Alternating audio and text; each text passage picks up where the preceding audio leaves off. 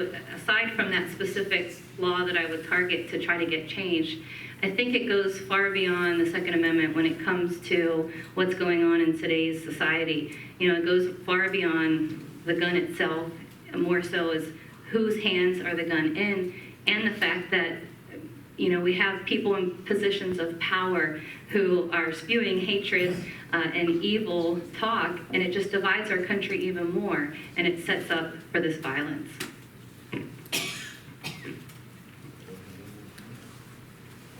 For that. Okay. Question 7. Question 7. We're ready to start that. And this is actually a follow-up question to what you just answered. Do you support red flag laws to allow for the temporary removal of firearms from people who have been identified as a potential threat to themselves and others?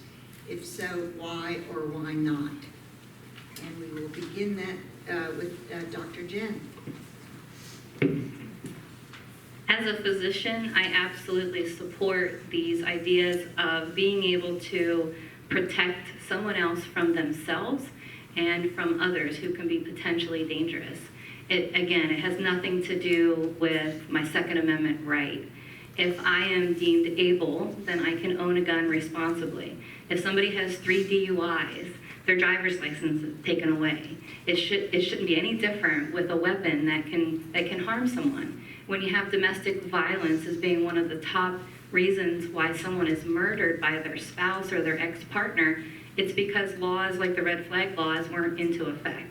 And certainly it's something that needs to be taken into consideration. If I want a gun, I should be able to be deemed responsible enough to own one just like I own a car.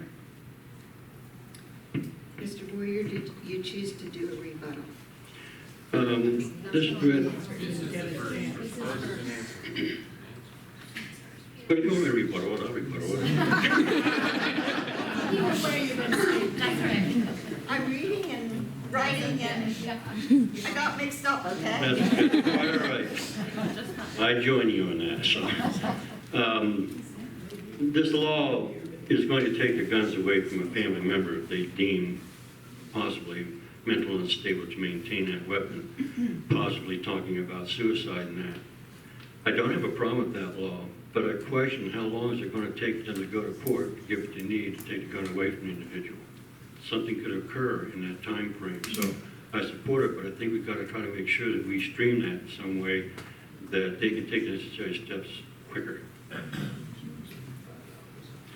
Do you choose to do a rebuttal? Mr. Moyer? No. No. Okay.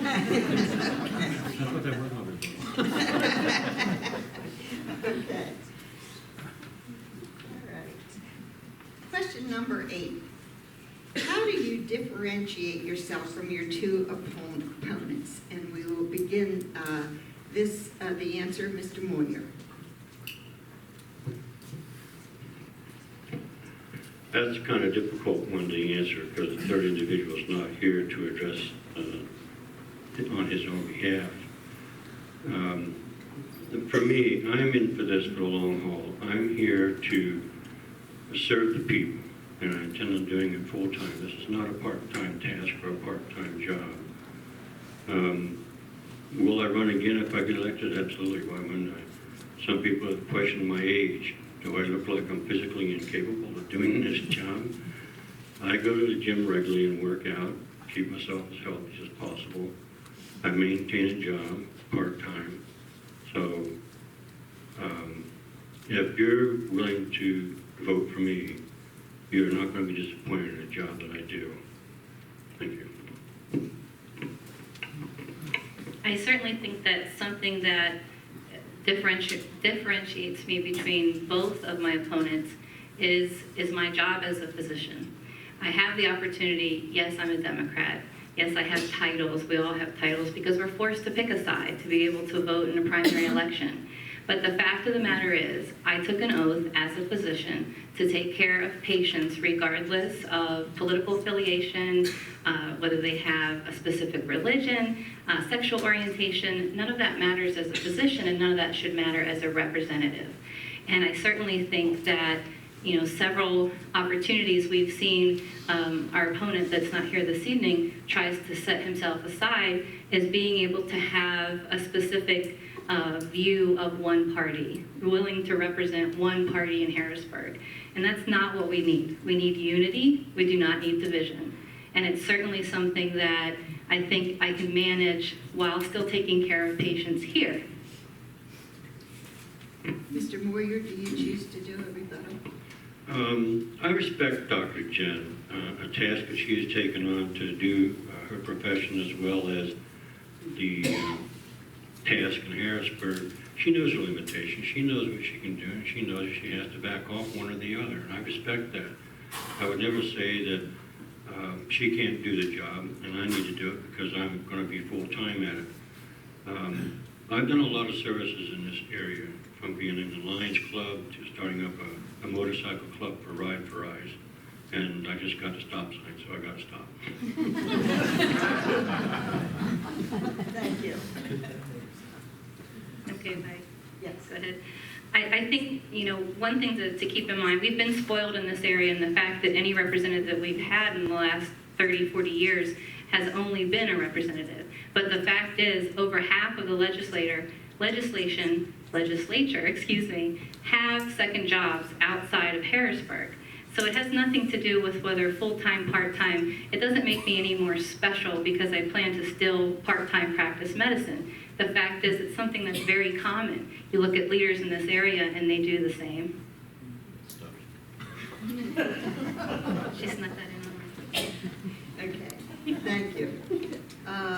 We will now move to question 9. One of the major parts of the budget involves public education. What are your views on charter schools, cyber schools, and tax credits for scholarships to private schools? We begin with Dr. Jen. As far as funding other programs in addition to public education, we can't start other projects unless we fix the one that's the foundation in the first place. I jokingly say it's like my husband and all the projects that are around the house. He certainly can't be able to finesse one of them or perfect one of them if he has multiple going on at the same time. And the fact of the matter is the public education system already is in need of more funding. By being able to take that funding away to provide for alternative sources, I think is a problem. Public education, public schools are not for everyone. However, in order to have someone who knows the importance of public education, you need to send someone to Harrisburg that's been through that and knows the importance. Well, I'm only a school bus driver, but I know a little bit about the school educational system because I get to talk to a lot of the students, particularly the seniors, and their expressions of concerns that they have within the school. But we never want to take funds away from our educational system. Educating our young students is critically important. They're the leaders. They're going to be our future. When you get to my age, they're going to be the ones that's telling you what to do. So I would never take away from that. Cyber school, I don't mind funding that, but I'm not totally convinced on that yet. I have had some experience with some of the people who are taking the cyber school. The parents have to file certain forms and that, so it is a viable educational process. I'd like to take a look at the curriculum in the school to see what we're actually teaching in the schools. One of the things that I like to see taught more is our history. There's an old saying, history repeats itself, and I just got to stop talking. Hold on. Dr. Jen, would you? Yes. The only thing I want to add in there is when we think about the reason why we had alternative sources of education in the first place, and that's because parents or students were having a problem in the public education